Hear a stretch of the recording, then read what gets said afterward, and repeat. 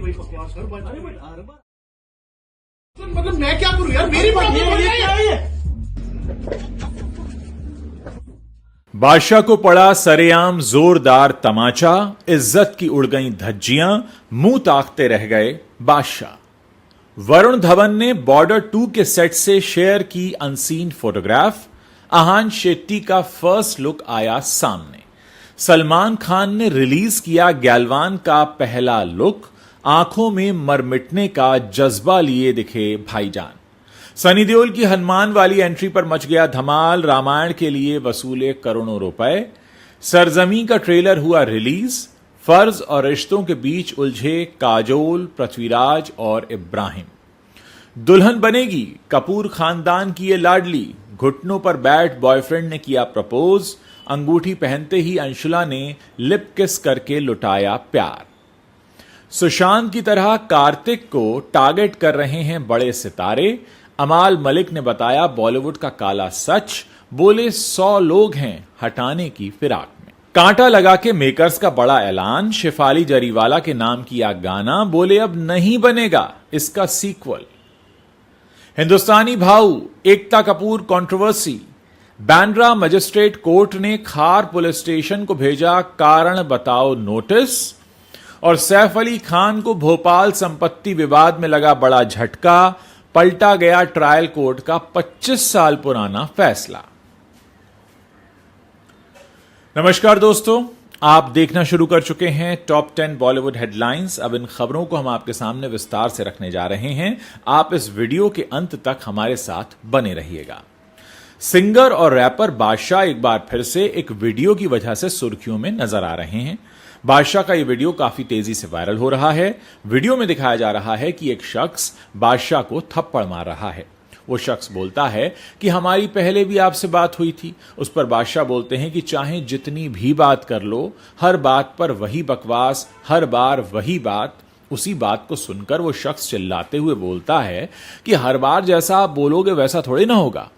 उसके बाद बादशाह गाली देते हुए बोलते हैं कि मैं क्या करूं, ये मेरी प्रॉब्लम थोड़े ना है। इसके बाद बादशाह के साथ जो होता है उसको देखकर बादशाह के फैंस ही नहीं, खुद बादशाह भी दंग रह जाते हैं।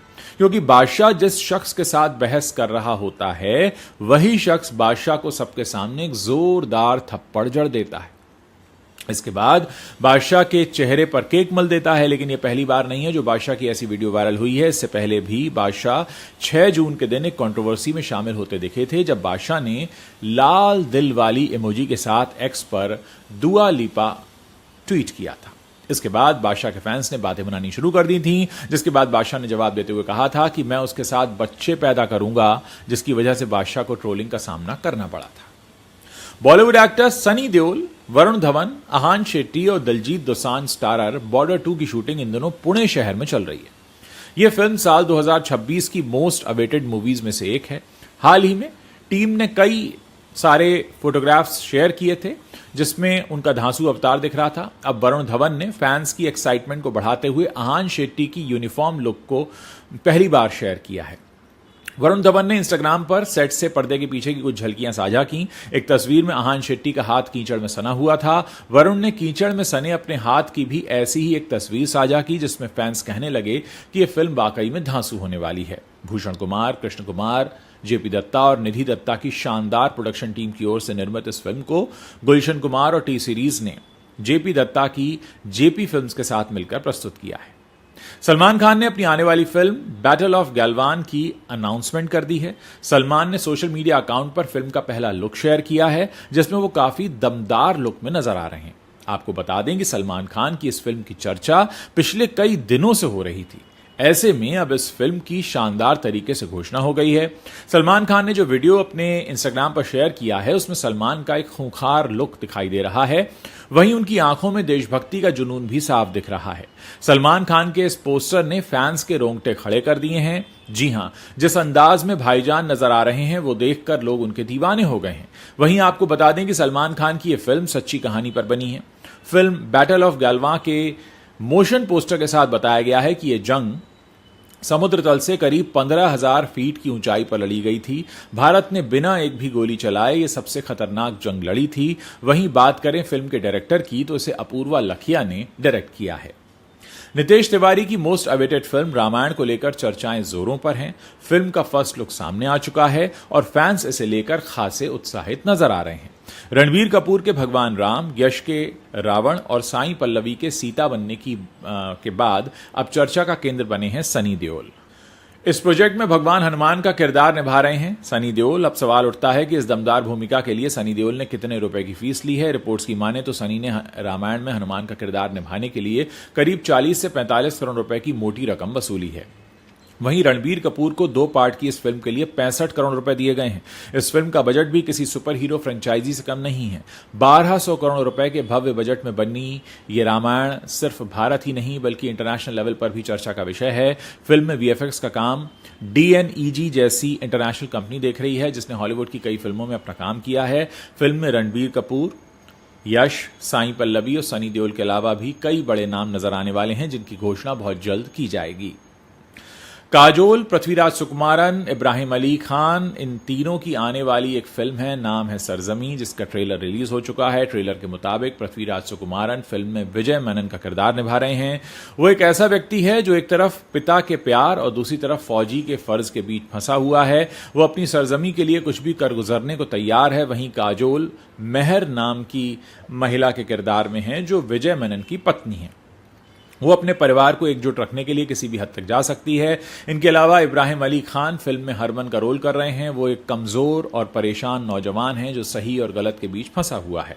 उसे समझ नहीं आ रहा है कि कौन सा रास्ता चुने। कुल मिलाकर फिल्म में पारिवारिक रिश्ते और देशभक्ति की भावनाओं की गहराई देखने को मिलेगी। सरजमी 25 जुलाई के दिन जियो सिनेमा, डिज्नी प्लस हॉटस्टार पर स्ट्रीम होना शुरू हो जाएगी। बोनी कपूर की बेटी अंशुला कपूर बहुत जल्द दुल्हन बनने वाली है। लंबे समय से रोहन ठक्कर को डेट करने के बाद अंशुला ने अपने रिश्ते को आगे बढ़ाते हुए उनसे सगाई कर ली है। अंशुला ने ड्रीमी प्रपोजल की अपनी तस्वीरें सोशल मीडिया पर शेयर की हैं। अंशुला को रोहन ने न्यूयॉर्क के आइकनिक सेंट्रल पार्क में घुटनों पर बैठकर शादी के लिए प्रपोज किया।